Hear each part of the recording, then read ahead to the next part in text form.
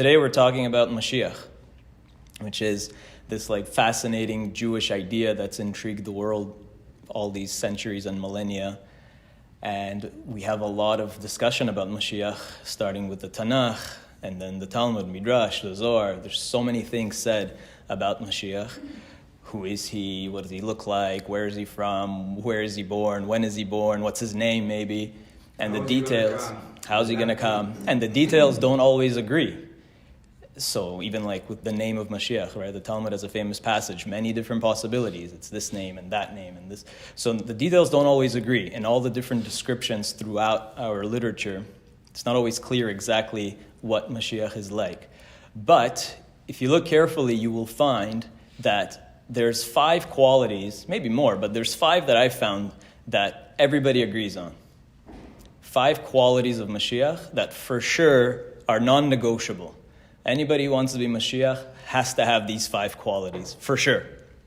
These are the 5 you have to have.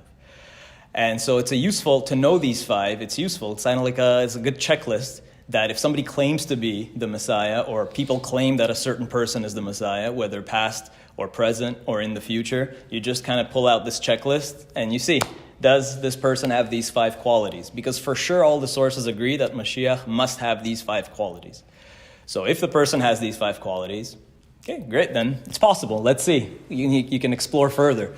But if the person is missing at least one of these qualities, then you know that they are immediately disqualified. And what you'll find is throughout Jewish history, many have claimed to be Mashiach. Many. 5 major ones. Yeah, so there's been 5 major figures in Jewish history that either claimed themselves or were claimed by others to be Mashiach. Many minor ones. The distinction I make between major and minor is if their movement outlasted their life, meaning if it continued past their death. Yeah, so you have many minor messianic figures who maybe generated some small movement, but their movement died with them or didn't last long afterwards. And then you have the major figures who built something bigger than themselves, and also Judaism had to respond to their movements. And Judaism was permanently impacted by these movements. So the first one was Jesus. Historically, the first one was Jesus 2,000 years ago. Now, about a century after Jesus, you had the next major figure, who was Bar Kokhba, right? Shimon Bar Kokhba, who led. But he didn't claim to be the Messiah, right? Sure, Rabbi Akiva declared him to be the Messiah. Yeah, we don't know we don't know what he himself said. Right. We know that Rabbi Akiva for sure declared him to be the Messiah. And that's a big deal. If Rabbi Akiva, the chief rabbi of the world, says that he's the Messiah, that's a really big deal. Of course, even in his day, people, when Rabbi Akiva declared Bar Kokhba to be the Messiah, others said, what are you talking about? One of the rabbis responded and told him famously that Rabbi Akiva, grass will be growing out of your cheeks and the Messiah will still not have come, right? Meaning you'll be long gone and still Mashiach will not be here. So that's one of the rabbis in his day that responded to him. But anyway, Rabbi Akiva declared Bar Kokhba to be the Messiah because he really did do something major. He managed to expel the Romans. He managed to start rebuilding the temple even. We know for sure that he cleared the Temple Mount and he started rebuilding the temple. In fact, there's a theory among historians that originally Lag BaOmer, the holiday of Lag BaOmer, was originally instituted by Bar Kokhba to commemorate the expulsion of the Romans and the start of rebuilding the temple. It's a very interesting theory. And of course, Rashbi, Shimon Bar Yochai, who today we celebrate Lag BaOmer, we celebrate Rashbi. Rashbi lived in that generation, right? Rashbi was one of the students of Rabbi Akiva. He was a contemporary of Bar Kokhba. And then Lag BaOmer became associated with him. But there is this theory that it may have even started a little bit earlier with Bar Kokhba, who actually on that day started rebuilding the third temple. It's a theory. I'm not saying that it's a fact, but there is some evidence to support it. Eventually, the Romans came back and put down their revolt, Bar Kokhba revolt. And again, it had a very serious impact on Judaism. Even halachically, the 4th bracha of Birkat HaMazon was instituted in response to, if you remember, the Battle of Beitar. And Beitar was one of the main battles of the Bar Kokhba rebellion. So it had an impact on even how we recite Birkat HaMazon. And that's what I mean, that these are major Jewish figures because what they did had a serious and permanent impact on the development of Judaism going forward. So we had Jesus, and then a century later, Bar Kokhba, and then for a long time you don't have any major figures. You have a lot of minor ones. Nehemiah ben Chushiel was one. Avraham Abulafia was one. David Rubeni, Shlomo Molcho. These were all kind of minor. There was one in Yemen. In Yemen, there was a couple. So for a long time, there was no major figure. And then, who's next? In the 1600s? Shabtai Tzvi. Yeah, so in the 1600s, then you have the notorious Shabbatai Tzvi. Shabbatai Tzvi, again, was a major, major figure, managed to convince many, many Jews that he was the Messiah. Of course, eventually the Ottoman emperor, the Sultan, called him in and said, "Oh, you think you're Messiah? Okay. Like, you're going to convert to Islam or we're going to execute you." So, of course, he sold out. He converted to Islam. And his closest followers converted with him. He convinced them that he was doing a tikkun for Islam by converting, and he will rectify the Muslim world like that. But ultimately, everybody realized that he was a faker, or the vast majority of the Jewish world realized that he was another failed Messiah. And that was the end of it. Although, to this day, there's many conspiracy theories of like secret Shabbatean influence in the world. We'll put all those aside. Generally speaking, I mean, the Shabbatai Tzvi movement was pretty much dead. And then the next major figure was, again, about a century after, who was Jacob Frank in the 1700s, who saw himself as basically like a second coming of Shabbatai Tzvi. Where was he from? Poland. Poland. Yes, this was in Europe. And he came from a family of Shabbateans, and he saw himself as kind of like a second coming, and started this new neo-Shabbatean Frankist movement, which made a splash for a little while. And then with him as well, similar story, he ended up converting to Christianity with his fall, Jacob Frank. So we had Jesus, we had Shimon Bar Kokhba, we had Shabtai Tzvi, Jacob Frank, and then finally, Lehavdil many, many times. You can't really say Lehavdil enough times, but in our day and age, the biggest messianic movement in the Jewish world is the Lubavitcher Rebbe, right? Rabbi Menachem Mendel Schneerson. He never claimed to be the Mashiach. That's arguable. Yeah. The mamish thing, no? I think other people thought he was, right? Right. So he's a Denied. yeah. First of all, there's no doubt that he is one of the greatest rabbis, not only of the last century, but of all time, first of all. What he did was incomparable, revolutionary. He did for sure more than anybody to advance the Messianic age, to rectify the world. You have to understand his vision and his genius. You know, he didn't just talk the talk, he walked the walk. If you think about even something like this whole vision of having Chabad houses on like every corner of the planet, in every country, in the most remotest villages and jungles, wherever. You know, on the pshat understanding of that, like on a simple level, why did he want to do this? Because, you know, to offer Jews wherever they might be kosher, Jewish services, so that wherever a Jew might be anywhere in the world, there's access to a synagogue, to prayers, to kosher food, to a Jewish community, to Shabbat, and so on. That's a simple meaning, the simple reason that he wanted to do this, which is already incredible. But if you understand the Kabbalistic reason of what he was trying to accomplish, Spread godliness, basically. Yeah. it was more than that. It was about absolute tikkun. Like, this is the real tikkun olam. We talked about this recently with reciting brachas. We talked about the last time about brachot and how we recite brachas on everything to rectify, to free the sparks. That there's sparks of holiness trapped everywhere on the planet within material things. They are covered in these klipot of these physical husks, and our job is to free the spiritual sparks within. And that's something that, like, going back to the Arizal and to the Zohar and to the Arizal, that our purpose on a mystical level is to go all over the world and to free those sparks and thereby rectify the whole cosmos spiritually. And that's how we bring about the Messianic age. And the Lubavitcher Rebbe took that into overdrive and literally sent people everywhere on the planet on a Kabbalistic level to rectify, to free the sparks wherever they might be, in the jungles of Southeast Asia or wherever, in deserts in Africa and South America, everywhere, to rectify the world, to make sure that all the sparks, wherever they might be, will be liberated and freed through mitzvot and prayers and brachot and good deeds and all these things that we're all supposed to do. So it was nothing less than actually rectifying the entire planet and preparing it spiritually for the coming of Mashiach and for the Messianic age, which is incredible, because he didn't just say that he would do it, he was able to accomplish it. He was able to inspire people to do that. So that's an incredible achievement and genius. That's right. And so it's understandable why there's such a huge Messianic movement around him, despite the fact that it's been almost 3 decades since he passed away. So there's no doubt that he's a great figure. I personally have a portrait of him in my office as well.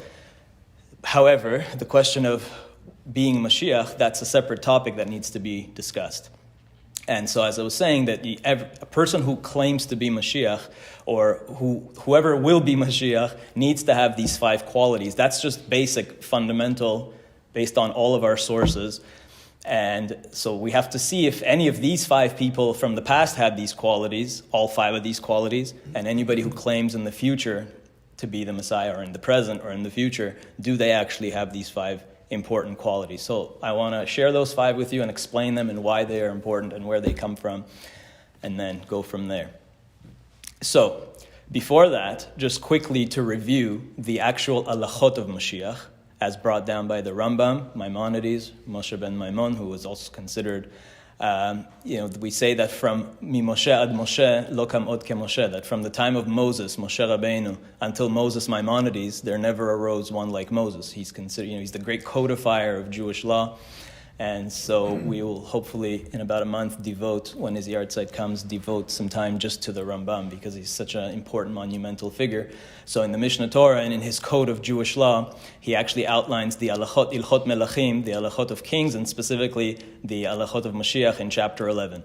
So this is just to understand, how do we know for sure when somebody is Mashiach? What is the job of Mashiach? And so this is what he says. Right from the beginning. Amelech HaMashiach atid la'amod u'le'achzir malchut David le'yoshna. It's number one, that the Messiah is really just a Jewish king. His job, number one, is to reestablish the Davidic dynasty. That's God's chosen dynasty, like it says clearly in the Tanakh. It's the only legitimate line of kings, is the line of King David. And the job of the Messiah is, number one, to reestablish the Davidic dynasty, the Jewish kingdom, the throne in Jerusalem. Number one. And then he has to rebuild the temple. Ubonei Mikdash. He has to rebuild the temple. So we await the 3rd temple. The next job of Mashiach is to rebuild the temple. Number 2. Never say the temple is going to come from heaven. Maybe there is one idea that the 3rd temple will descend from heaven, but that's not, the Rambam didn't hold by that kind of midrash. The simple idea is, on the simplest level, Mashiach has to just physically start the project of rebuilding the temple. And number 3 is umekabetz nidchei Israel, and to gather to end the exile of the Jewish people and to bring the Jews back to Israel. So these are the three jobs of Mashiach. And then the Rambam makes sure that you know, ve'al ya'aleh al da'atcha she'amelech HaMashiach tzarich la'asot otot u'moftim. Do not think that Mashiach has to be some miracle worker. That is not important. That is not a requirement. There's no need for Mashiach to work miracles. And the Rambam makes it very clear that he doesn't even have to be mechayem etim. He does not have to resurrect the dead. That's not a sign that a person is the Messiah. That's not important. Those are not the important things. The important things are that the Messiah reestablishes the kingdom of Israel, the Davidic dynasty, rebuilds the temple, brings the Jews back to Israel. He does not have to be a miracle worker. He does not have to revive the dead. There's an old Hasidic saying that, what's the big deal in reviving the dead, right? Anybody can revive the dead. It says any second-rate rabbi can revive the dead. The Hasidic saying goes that a real rabbi knows how to revive the living, right? That's what's challenging. Reviving the dead is easy. You have to know how to revive the living. So Mashiach is not somebody who can revive the dead, it's somebody who can revive the living. That's the idea. You don't have to be a miracle worker. That's not the requirement. Okay. Now, what is important, the Rambam continues, that how do we know if somebody is Mashiach? So, im ya'amod melech mi beit David, if you have a king, somebody who is a king, and who can prove that he's from the line of David, and this person is hogeh b'Torah, he's constantly meditating upon the Torah, ve'osek b'mitzvot, and is full of engaging in mitzvot and fulfilling the mitzvahs, ke David aviv, like King David, his forefather, which needs its own explanation. What does it mean to keep the Torah like King David? But of course, Mashiach is a direct descendant of King David. In some ways, he is King David. It's like the return of King David. That's right. Yeah, it's hard to be able to prove your lineage. But the truth is that, and we'll talk more about this later, probably every Jew has some direct line, unless there's converts, I guess. But most Jews probably have a direct connection to King David in some way, simply because King David lived so long ago, and he had many kids, You know, the Talmud in one place says that he had like at least 400 kids. So you can, and then King Solomon, David had 400 kids? at least. And then King Solomon, and then his son, King Solomon, had 1,000 wives. The Tanakh says that clearly. So imagine how many kids King Solomon had. So imagine how many descendants of King David there must be. And that was 3,000 years ago. So imagine over 3,000 years of people marrying. How many goyim are descendants of King David? Exactly. So there's some millions and millions of people in the world after 3,000 years would be descendant from King David. So that's probably not the hardest thing to find, because I bet many Jews are actually in some way connected to King David after all these years.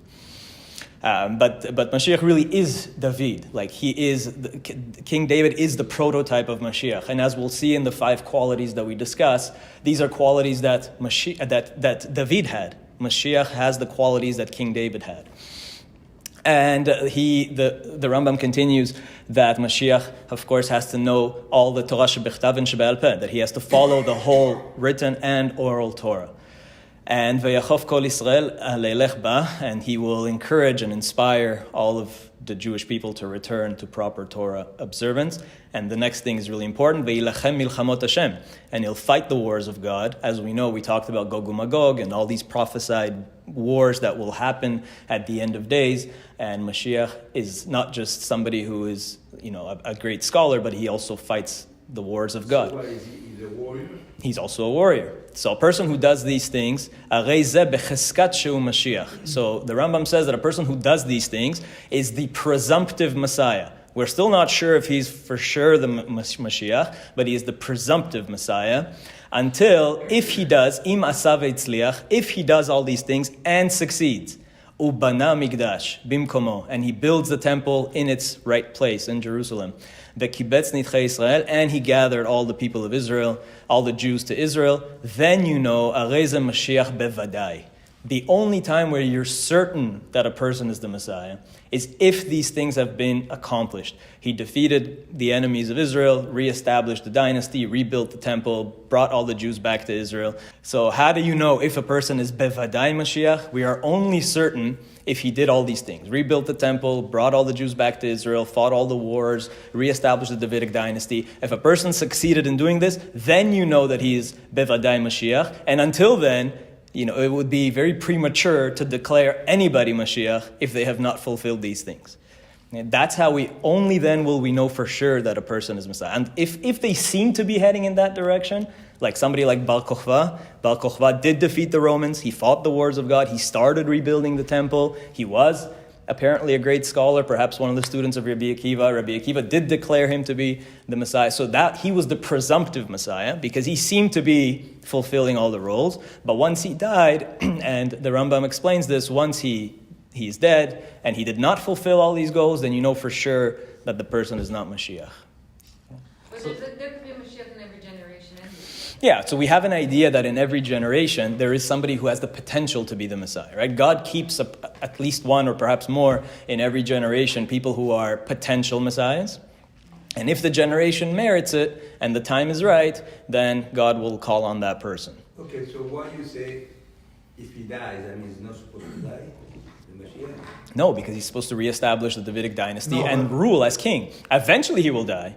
After 40 years, according to some sources, just like King David ruled for 40 years, King Solomon ruled for 40 years. That seems to be the standard term. Moses was the leader of Israel for 40 years. So the standard term is one generation, is defined as 40 years. So after Mashiach fulfills these goals, he still needs to rule for 40 years and then pass away. I thought then once Mashiach comes, everybody stays alive. Eventually, yes. So eventually also there will be a resurrection of the dead. That's true. After a certain period of time. Doesn't have to be right away though. At some point in the future. But the Mashiach ben Yosef thing complicates things a little bit now too. Because now that you can meet a whole new criteria now. I want to keep it simple, and I want to avoid the discussion of Mashiach ben Yosef versus Mashiach ben David, right. Because truly there is also a discussion of whether there are really two Messiahs or not. Is it really one Messiah in just two phases? Or is it two distinct individuals? So that needs its own discussion. But the simple, I'm going to keep it as pshat as possible, that there's one Mashiach. For the purpose, maybe another day we'll discuss various other possibilities, but assuming that there's only one. And it's important to remember that there's no need for a second coming. Because we're saying here, the Rambam says very clearly, that a person's only Mashiach when they fulfilled these roles. If they have not fulfilled these tasks, they are not the Messiah. And all these other groups that have claimed somebody as the Messiah, they had to deal with this problem. Because if you're saying, let's say Jesus is the Messiah, or Bar Kochva, or whoever, or Shabtai Tzvi, but they clearly did not fulfill these basic tasks. So what do the people have to say? Oh, well, he'll come back, right? The Shabbatean said, well, Shabtai Tzvi will come back, because he clearly did not fulfill any of these tasks. So that means he must come back in the future. And of course, 400 years later, he's never come back. Same thing with Jesus. 2,000 years ago, the original disciples of Jesus were expecting him to fulfill these tasks, and he didn't. So they said, well, he will come back to fulfill these roles, and they were expecting him to return imminently. That's right. I mean, reincarnation. Whatever it is, they have to claim a second coming, because clearly the person did not fulfill those tasks. Clearly today, in real time, this has not been done. There is no third temple. There is no Davidic dynasty. The majority of Jews are not living in Israel in a proper holy Torah kingdom. So clearly none of these things have been fulfilled, which means simply the Messiah has not yet come. That's kind of obvious. So how do these people continue to believe in a Messiah when it's so obvious that a Messiah has not come? Well, they say that, well, he came, he started the work, but didn't actually get very far, but he will come back. And so Christians have been waiting for 2,000 years for him to come back, and Shabbateans were waiting for a long time for him to come back, and so on. Everybody's always waiting. And again, lehavdil, a lot of Chabadnikim who think that the Rebbe is Mashiach are waiting for him to come back, even though it's been so long. So, having said all that, what kind of person should we expect Mashiach to be? What are those 5 qualities that Mashiach must have? Number 1, the first quality is the most obvious and needs the least explanation, is that this is a person who's, of course, a Talmid Chacham, who obviously knows Torah Shebechtav, Torah Shebe'al Peh. He knows Torah inside and out, and doesn't just know it, but can teach it, and can spread it and inspire people. So he's like a genuine Torah teacher who's a very inspirational figure, and an authentic, real scholar. And we talked about last time that just plain chokhmah is not enough. To be a computer is not enough. What do I mean? A hard drive can also store all the thousands of texts and all the whole Talmud and everything, can recall it instantly. So it's not enough for a person to just, be blessed with a photographic memory and to just have all of Shas in their head and to be able to recall it instantly. That's nice.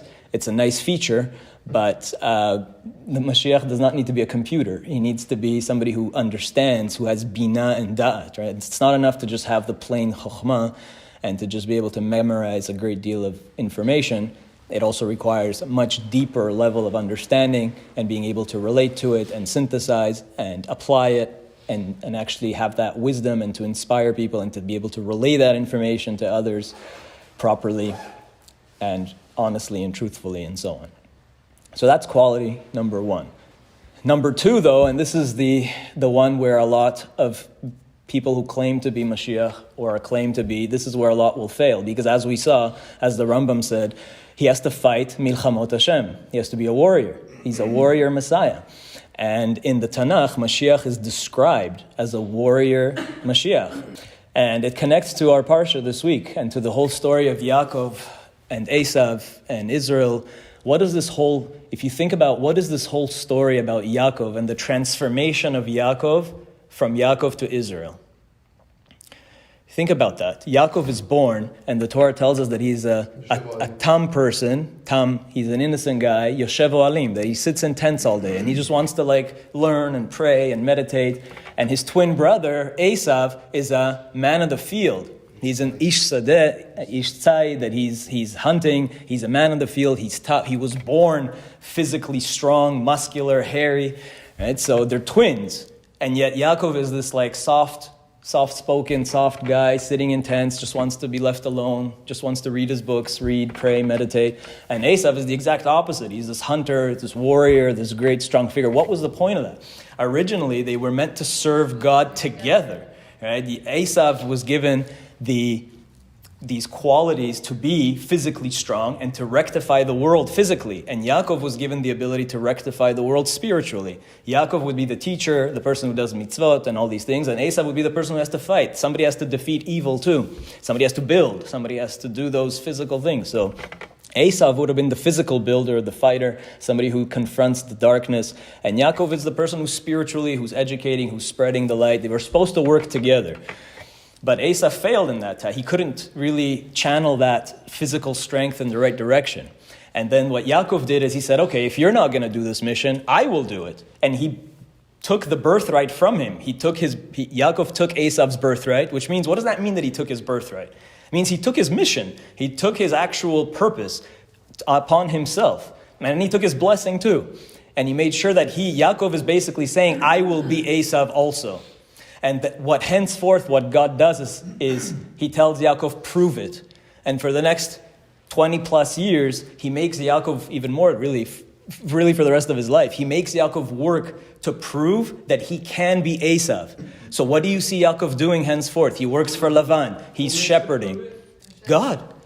He makes Yaakov work hard, be a shepherd, work for Lavan, do this, do that, build this whole enterprise with these sheep and the goats and everything. And then he makes him fight. He battles Lavan. The Torah says that Yaakov wrestled with Lavan. And then he wrestles with the angel.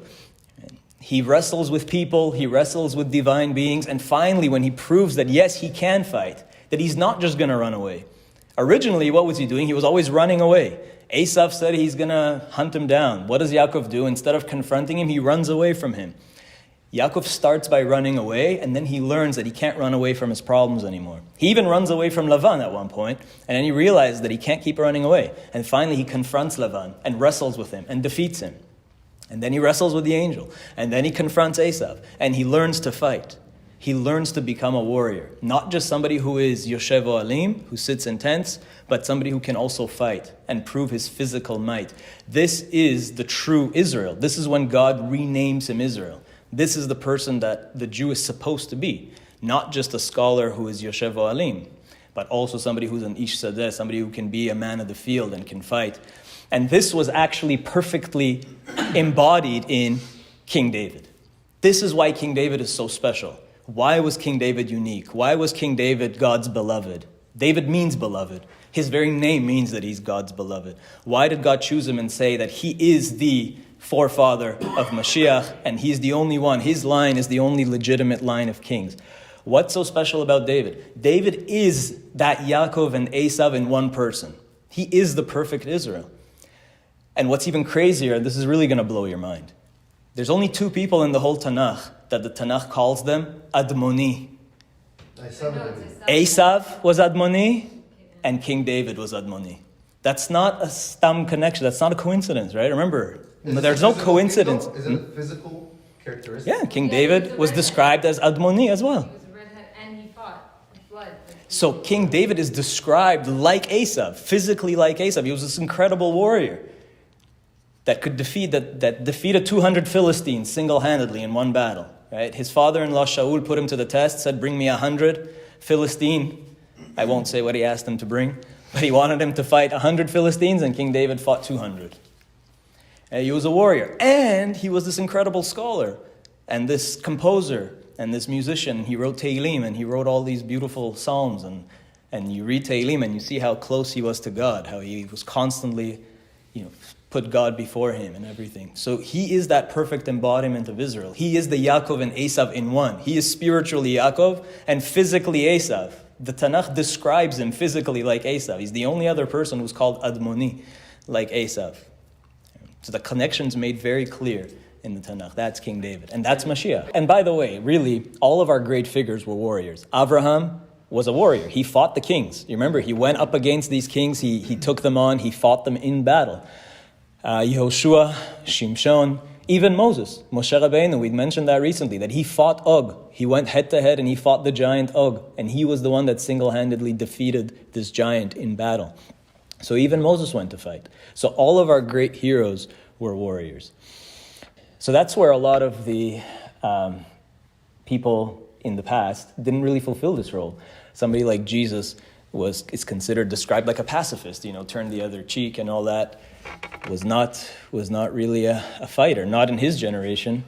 Again, if they'll argue, well, he'll come back to fight those in the second coming, but like we said, we can't wait for a second coming. Bar Kokhba, though, he physically fought. He literally fought off the Romans and defeated them in battle miraculously. Took on the biggest empire in the world and was able to defeat them, at least temporarily. So he's the only one that really fulfilled this particular requirement. Somebody like Shabtai Tzvi never fought, Jacob Frank never fought. And now, to answer your question, when you look at somebody like the Lubavitcher Rebbe, the Lubavitcher Rebbe obviously knew this requirement. And what you find, and this has been pointed out by others... He was a war strategist, actually. That's right. Not only was the Lubavitcher Rebbe consulted by the IDF regularly, he often gave advice to IDF generals and Israeli prime ministers.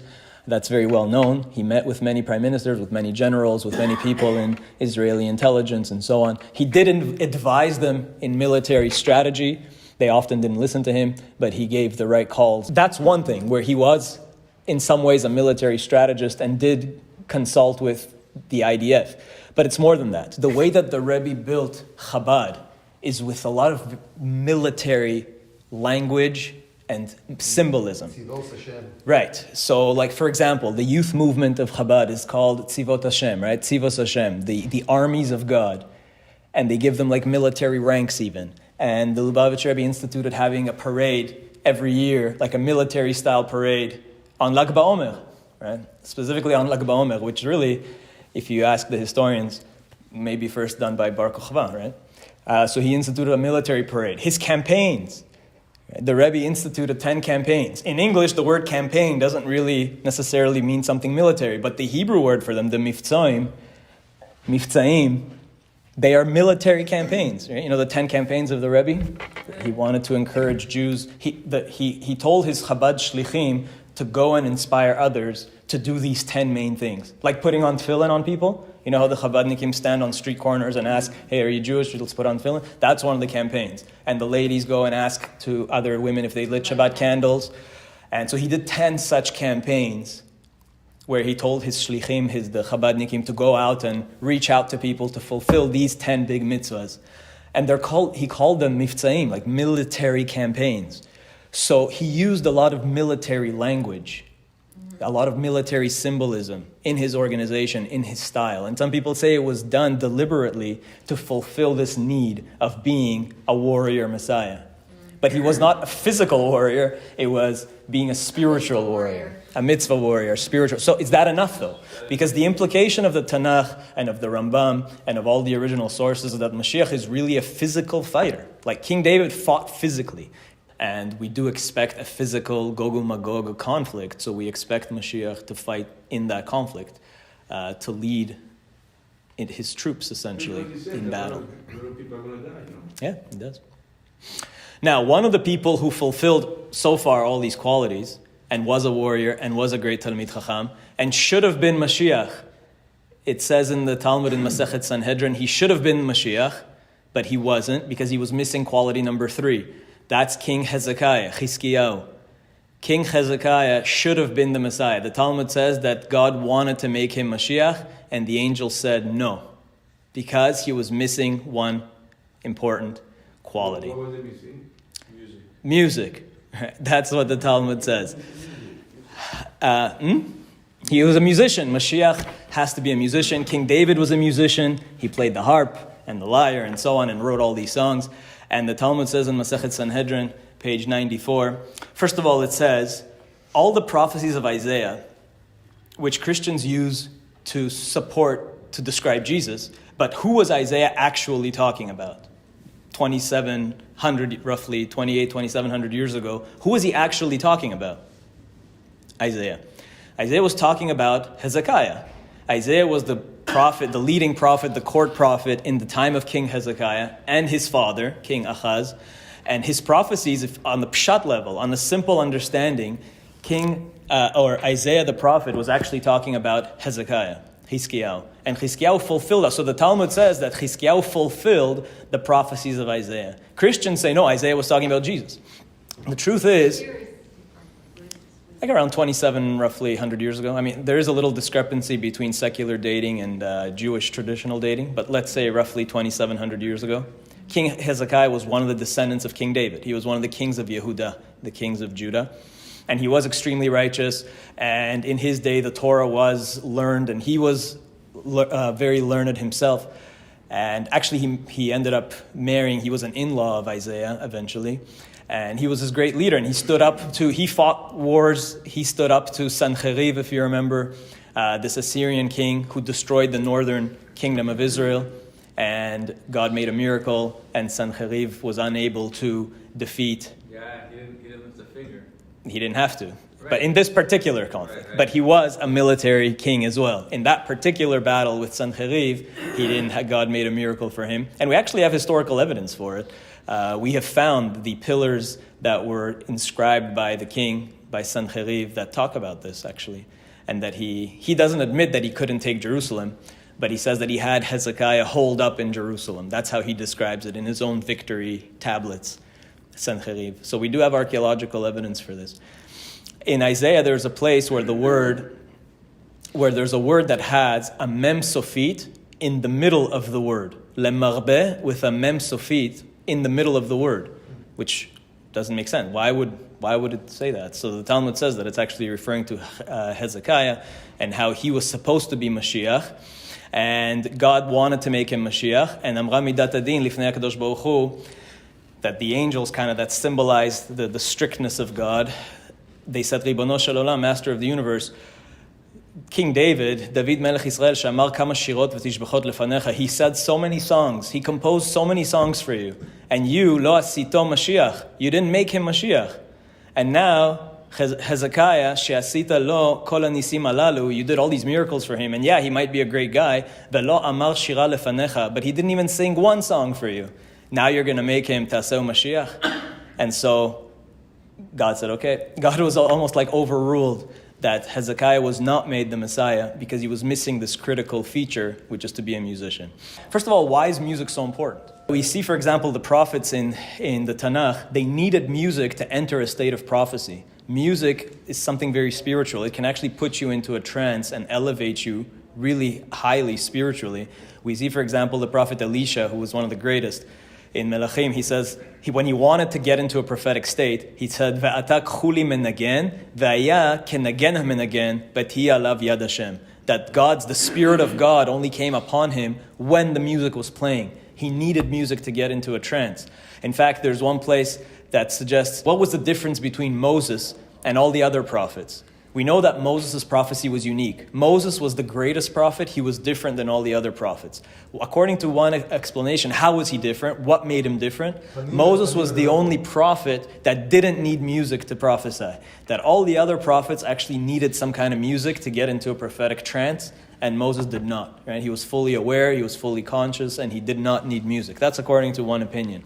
But music in general is something very spiritual. It can uplift the soul. It can get a person into a very deep prophetic state. And King David used music to get into that kind of state. And what instruments might Mashiach play? If you think about, if we want to be more specific. So King David, he played two instruments. You play the harp? The harp and the lyre, which is like a little harp, a lyre. Okay, Nevel v'chinor. Right? He mentions that many times in Tehillim. Alay Nevel. Also, Shminit. Yeah. Exactly. Did he play all those instruments? It's possible. We know for sure from He the... was just liaising with the Bnei Asaf and all that. Could be. From the actual... Remember, King David's career in the Tanakh begins as the musician for King Saul. Talmud says that he had over his bed, right, a harp. That when the midnight breeze would blow, it would be like his alarm clock. I'll tell you one very beautiful gematria, for what it's worth. If you look at Navel and Chinor, these two instruments, do the gematria of Navel. Nun is 50, Bet is 2, Lamed is 30, 82. And Chinor, if you add them up, it's 358.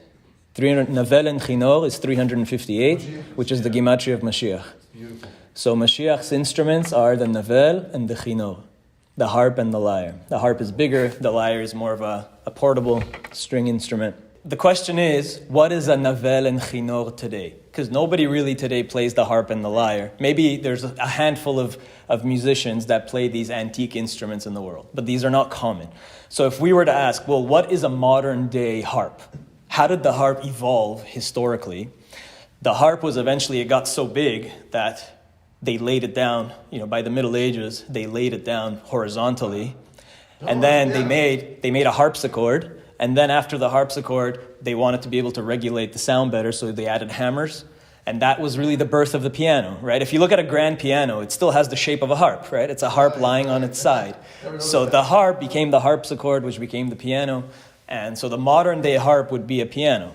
And what is the lyre? The lyre is a small, portable string instrument. In the book of Daniel, Daniel lists in chapter 3 various instruments that the king Nebuchadnezzar, that his choir or whatever, that his band used.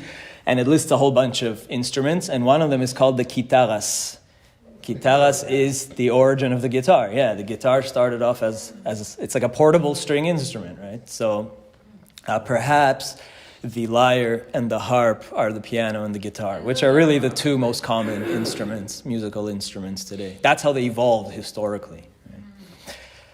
So that's music. So that's the third quality of Mashiach, is to be a musician. Remember, God wanted to make, bless you, God wanted to make Hezekiah the Mashiach, and the angel said, no. He's not a musician, end of discussion. Right? If he's not a musician, he can't be Mashiach. So say whether it was a harp turned into the what? The harp became the harpsichord, which is the piano. Yeah. And the lyre really became the guitar. So that's quality number 3. And then quality number 4 is a really big one. And it's a big one, and you'll find something really incredible with this one. And it seems so simple. Quality number 4 is that Mashiach has to be a family person, a family man, that he has to be married, and he has to have children. Okay, we know that the Zohar talks about it in several places where it says about Mashiach that Mashiach and his wife, a person has to come. It says, the world will continue, kayama alma ad detiti, until will come, itata kegavna de Chava, a woman like Eve, uvarnash kegavna de Adam, and a man like Adam, veya'akimu veyachkimu leila uchivia bisha, they will outsmart the serpent. If you remember, we mentioned before that the Nachash, the serpent, was the force that took us out of Eden, and Mashiach is supposed to bring us back to Eden, and the Gematria of Nachash is 358, just like Mashiach is 358. And the Zohar says that it's going to take a man like Adam and a woman like Eve to do the tikkun for Eden, and to outsmart and to reverse what was done in Eden. So Mashiach's wife, we're talking about the man Mashiach, but also his wife plays an equally important role here, or almost equally important in terms of restoring mankind to the Garden of Eden. So Mashiach is for sure married. But doesn't mean he has kids. Well, let's see. And in another place in the Zohar, it talks about the pasuk. We say in Tehillim, Tzaddik etamar yifrach. All right, Tzaddik etamar yifrach is referring to Mashiach, and the Zohar says, Matamar lo salik ela dachar v'nukva. Just like a palm tree, they're not going to grow unless you have a male and female that pollinate each other, and you need to have a minimum of 2 palm trees in an orchard so that they give fruit. So just like a palm tree, because we say tzaddik etamar yifrach, the righteous one, the Messiah, will flourish like a palm tree, just like a date palm needs both male and female. So too, uf achi tzaddik, so too the righteous one, Mashiach, lo salik ela dachar v'nukva, has to have both male and female halves, husband and wife, just like kegavna de Avraham v'Sarah. They will be like Avraham and Sarah. If you remember, the Torah says they made souls, at kol ha-nefesh asher asu. They were able to inspire people and work together to do mitzvot. So Mashiach and his wife are like a team, just like Avraham and Sarah, just like Adam and Eve. And how do we know he will have children? Well, that's implied by the fact that he has to reestablish a Davidic dynasty. So if you have a dynasty, that implies more than one ruler. And that's what actually the Rambam says very clearly. The Rambam says, Mashiach yamot, he will die, ve'imloch beno tachtav, uben beno. After Mashiach will die, his son will rule, and then his son will rule. So there will be a minimum of 3 generations in the Messianic age of the Davidic dynasty. Because it's supposed to be a dynasty. It's not a dynasty if you only have one king. So there has to be a reestablishment of a dynasty. And this is something really amazing, because if you think about it... So it means if the king's supposed to last 40 years, then it'll be 120 years that's going to go on for. That's right. So if you think about the years, we've said this before, it's 5783. So we only have like 200 and some years left. And if the Rambam's telling us we need 3 kings, and if each one rules 40 years, then you still need to leave time for 120 until the year 6,000. You need to leave like 120 years minimum of a dynasty. Also the resurrection. What is Also, by the year 6,000, the resurrection needs to happen. So, but certainly we only have 200 and some years for all this to occur. These 3, Mashiach to be the king, then his son, and there's a resurrection of the dead at some point. So there's all this stuff that still needs to happen. So there's really not that much time. But what's really amazing about this is, if you note how the 5 major figures in history that we talked about, Jesus did not have children. Jesus was not even married, did not have children. Shabtai Tzvi had multiple wives, didn't have children. Finally, after he already converted to Islam, he did have a son, who he called Ishmael, of course. Oh my God. But that son died after just a few years as a child. And so he never actually had, again, any progeny left over.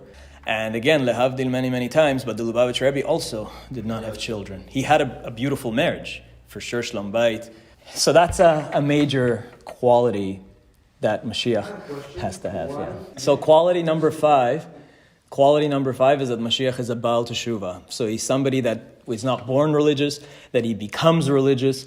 This is discussed in multiple places. Why is this necessary? Because, and we talked about this before, that when you have a great soul like that, the sitra achra, the forces of evil, are always going to try to prevent that. It's their job. Like, God programmed these forces to kind of prevent and oppose the positive. There's good angels, and there's angels that do good, and there's angels that do not so good, and it's meant to maintain the free will, and God programmed them to do this.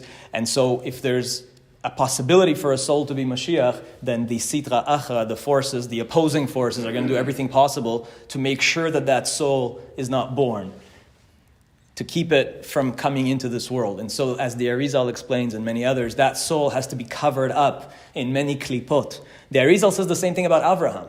The Arizal talks about how Avraham was born a ben nida. His mother was, of course, a nida. She conceived him in a state of menstrual impurity, for obvious reasons, because Avraham was the first Jew, so how could he not be? He was by default a ben nida, but the Arizal says it was necessary to allow this soul to enter the world. Why he had to be born?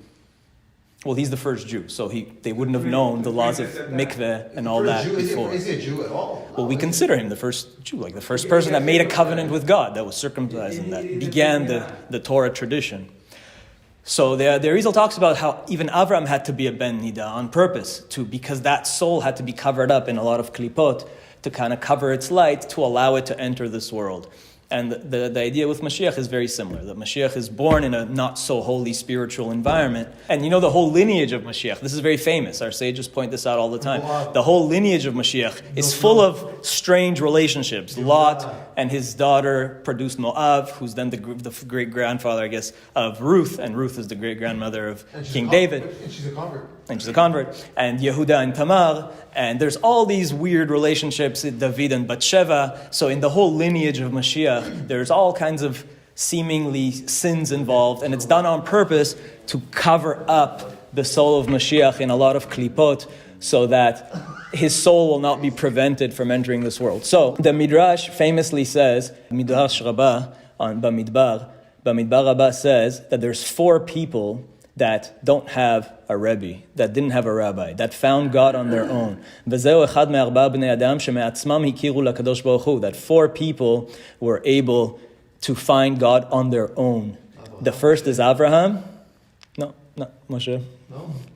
So Avraham was one. Eov was one, Job. And that's another enigmatic figure that we have to discuss. Who exactly was Job and what's his story? Maybe we'll do that in the future. So Avraham was first, obviously, and then Eov, and the third was Chizkiyahu, like we said, Melech Chizkiyahu, who God wanted to make Mashiach. He didn't have a rabbi. No, because if you read the Tanakh, where was he born? His father, King Achaz. No, Achaz was one of the most wicked kings of Yehuda. He was a horrible idolater, and he expunged Torah in his generation. The Tanakh says that he made the temple a place of idolatry. And Chizkiyahu was born in that environment, into that context, in a world where Torah scholars were hunted down. There was no Torah. It was all idolatry. The temple was idolatrous. And Chizkiyahu came to God himself. And when he became king, he cleaned up the country, reestablished the Torah schools, and did all this great stuff to restore Torah to the land. And so Chizkiyahu, like we said, was one of the potential messiahs. And he was one of these people who was a Baal Tshuva and found God on his own. And he was supposed to be Mashiach as well. And so we had Abraham found God on his own, Eov found God on his own, Chizkiyahu found God on his own, and the last one, Umelech HaMashiach Me'atzmo, is also will himself come to God. He's not somebody that has a Rebbe. He finds God by himself. So he's born into an unholy, into a, let's say, atheistic environment, into a secular environment, and comes to God on his own. So those are the 5 qualities that Mashiach must have. So the scholar part, the warrior part, the musician part, the family, and being a Baal Tshuva. The truth is, being a Baal Tshuva doesn't, even if somebody born in the religious world could be a Baal Tshuva. The truth is that, unfortunately, not every religious household is really 100% religious, and there's a lot of wayward households, and even if somebody born into a religious family could kind of go off the derech and certain rules, but they're not right. necessarily believers. Exactly. So the truth is that even doesn't have to be necessarily somebody who was completely secular and became, although that seems to be the implication, but it doesn't have to be that way. But those are the 5 qualities. So somebody like the Lubavitcher Rebbe, he would not qualify as a Baal Tshuva. He was born into the holiest possible environment. His father was a great Chacham and Gaon. Yeah, he come from his father-in-law, of course, was his Rebbe. So to say that the Lubavitcher Rebbe didn't have a Rebbe, of course he did. He had many. He studied with some of the greatest rabbis. He studied with the Rogachover Gaon, and he had the greatest teachers, the finest teachers, and he was born in the holiest, finest environment. Anyway, so these are the 5 qualities, and we'll just conclude. If we were to put some numbers to this, just as a fun little thought exercise, if we were to actually statistically look at how many people actually have these 5 qualities. If we were to look at the world today, how many people would even qualify? Not even a handful. So let's see, let's put some numbers. Let's do this real quick. You have about 15 million Jews in the world. We said before that maybe 20% can be described as being religious in some way. Let's say 20%. Let's be a little liberal with our numbers. Let's say it's 20% that are connected to God in some way and are living a Torah life, Torah shebichtav, Torah shebe'al peh, as necessary. So out of 15 million, People like you and out of 15 million, you're down to about 3 million.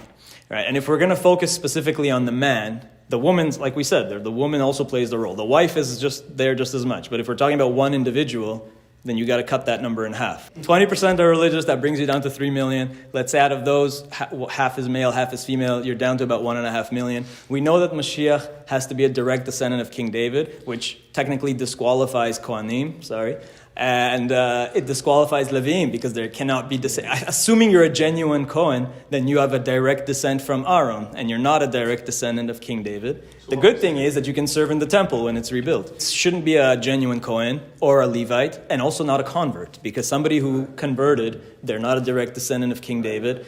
Also, if their father converted, or their grandfather, or their great-grandfather. Because once you have in the paternal line a convert, then you're no longer a direct descendant of King David. So if we were to put some number on it, if we have 1.5 million, you can definitely take out about a third. About a third you can probably take out. Right? If you consider all the Kohanim, the Levim, and converts, people who have a convert in their paternal lineage. The truth is there's some other... Any other tribe too, for that matter. Right. We don't know also who might not be...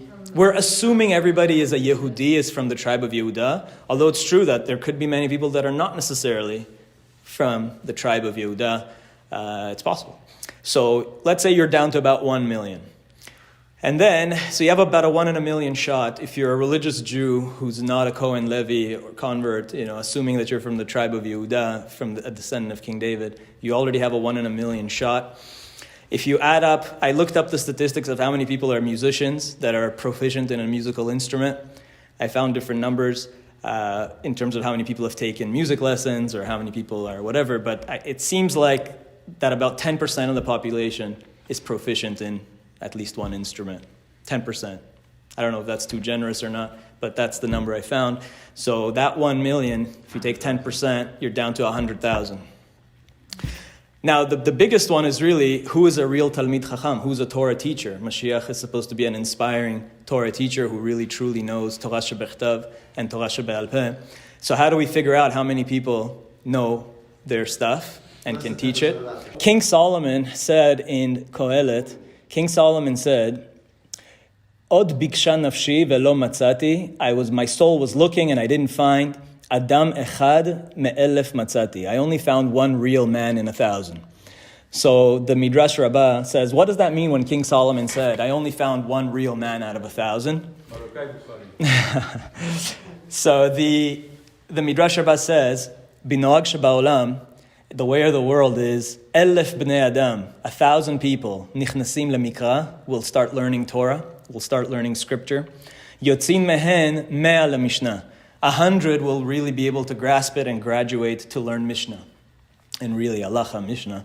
And then, out of those, yotzin mehen asara letalmud. Out of the 100 that then go to learn Mishnah, only 10 will graduate to properly understand Talmud and everything that implies. And out of those, yotzeh mehem echad lehorah, that one will come out to be able to teach.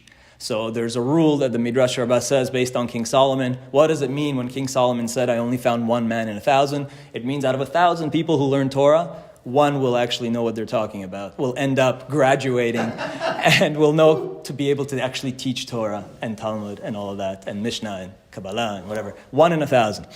So, and that's why Hadahu Dichtiv Adam Echad Me'elef Matzati. That's the meaning of King Solomon saying, I found 1 in 1,000. So, if you have 100,000 potential, and you're only saying that 1 in 1,000 is capable of being a genuine, real Talmid Chacham, scholar, teacher, then you're only down to 100 people. Wow. Out of 100,000. So you have maybe 100 people that are musicians, that are real Torah teachers, that are not Kohanim Levim, that are religious, connected to Hashem, strong, maybe 100. And then still, then you still need what you were saying, that they have to be married, that they have to have children, and that they have to have some kind of warrior potential, that they have to be physically strong, not just Yoshev Ohalim, but also somebody who's both Yoshev Ohalim and an Ish Sadeh. So how many do you really have, right? Maybe a small handful of people that would actually even qualify. So it's not so simple.